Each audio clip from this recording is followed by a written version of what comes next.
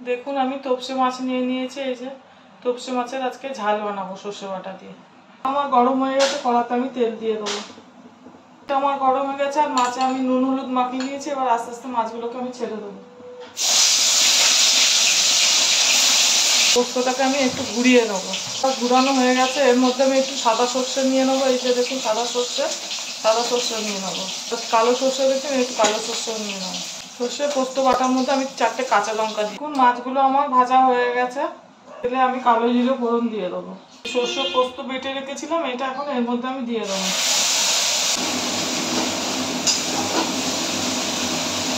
আমি একটু হলুদ দিয়ে দেবো। এর মধ্যে আমি এবার জলটা দিয়ে দেবো, মশলা দেওয়া জলটা। এখন আমি মাছগুলো দিয়ে দেবো, জল দিয়ে দেবো, আর একটু নুন দিয়ে দেবো। কাঁচা লঙ্কা চিড়ে রেখেছিলাম, আমি দুটো দিয়ে দেবো। দিয়ে এবার ঢাকা দিয়ে দেবো। মাছের ঝালটা আমার বানানো হয়ে গেছে।